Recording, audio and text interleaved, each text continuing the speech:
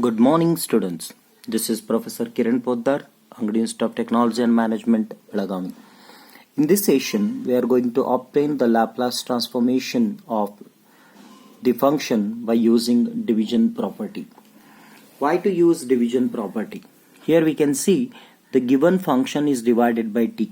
Means in this, if I have chosen the whole function as f of t, then it is very difficult to obtain the Laplace transformation just by using elementary period concepts.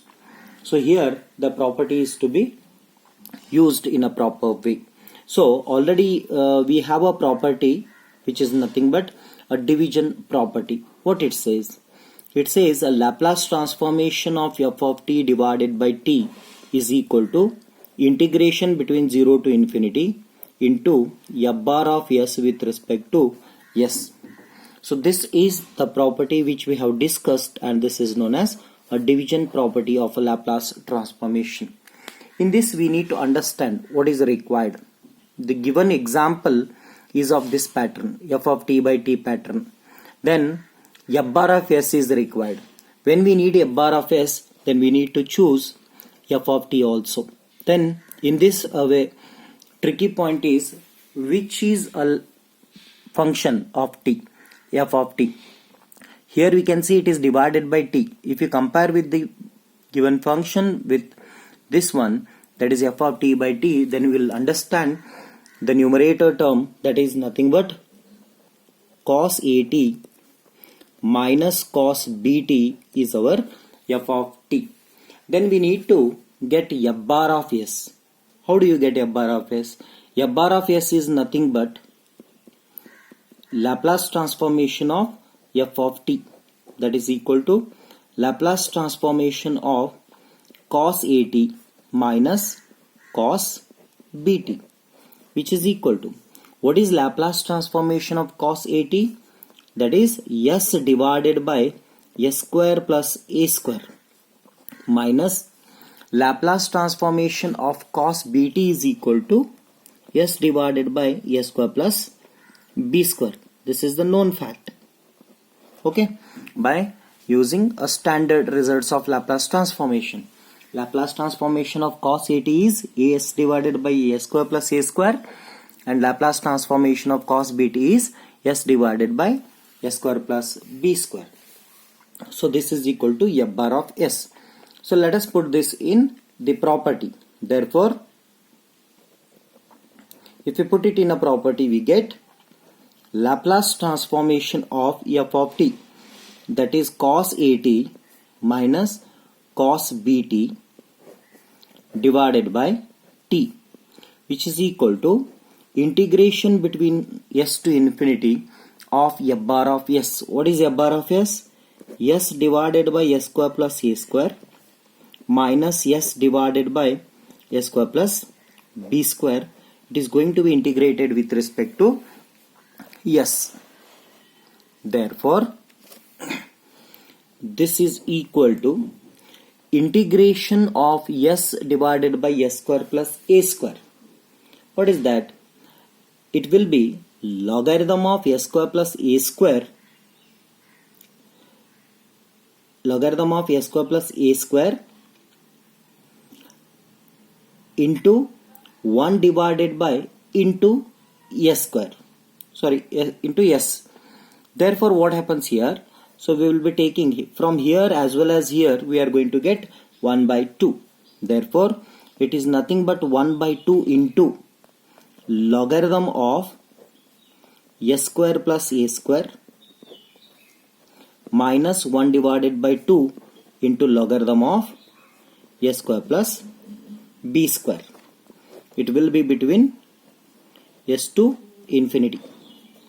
What we do, since 1 by 2 is a common term that will be kept outside, then after taking 1 by 2 as a common term, if we use logarithm property between these two, then we will be getting logarithm of s square plus a square divided by s square plus b square between 0 to infinity.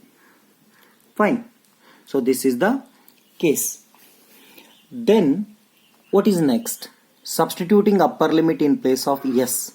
If I put upper limit as infinity in place of s, then it will be infinity square plus a square divided by infinity square plus b square. Means what? It becomes logarithm of infinity by infinity. Then that is a technical problem. It leads to technical issue there. Therefore, what we do, only for upper term, lower term no problem, s will be replaced by s, but when upper term is going to be replaced in place of s, then it will be a technical issue. Therefore, for that what we do, we apply a limit as s tends to infinity of logarithm of s square plus a square divided by s square plus b square, minus, there is no issue with lower substitution, that becomes log of s square plus a square divided by s square plus b square. Fine. So this is equal to, then from first function, first term, we are going to take a square common. Then it becomes limit as s tends to infinity of logarithm of, you can see if I take a square common, then it will be 1 divided by a square by s square divided by, from here if a square is taken out, then it is 1 plus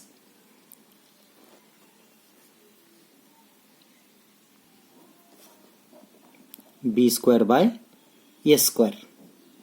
Fine. Minus lower limit, no problem. Log of s square plus a square divided by s square plus b square. Then 1 by 2 into this s square get cancelled. When this term get cancelled, then we will be getting, substitute s as infinity in place of s, then it becomes logarithm of 1 plus 0 divided by 1 plus 0 minus logarithm of s square plus a square divided by s square plus b square. Therefore, 1 divided by 2 into, this is nothing but logarithm of 1 minus logarithm of s square plus a square divided by s square plus b square.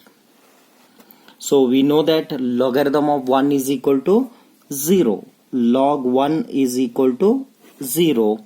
Therefore it is 1 divided by 2 into 0 minus logarithm of s square plus a square divided by s square plus b square. Fine. Therefore, as per the logarithm property, if you want to avoid negative term, then shuffle numerator and denominator. So it is 1 divided by 2 into, shuffling the numerator and denominator, it becomes s square plus b square divided by s square plus a square. Fine. Which is nothing but, if you want to take again as per the logarithm property, multiplier will become a power. Therefore it is logarithm of s square plus a square divided by, s square plus b square divided by s square plus a square whole raised to 1 by 2.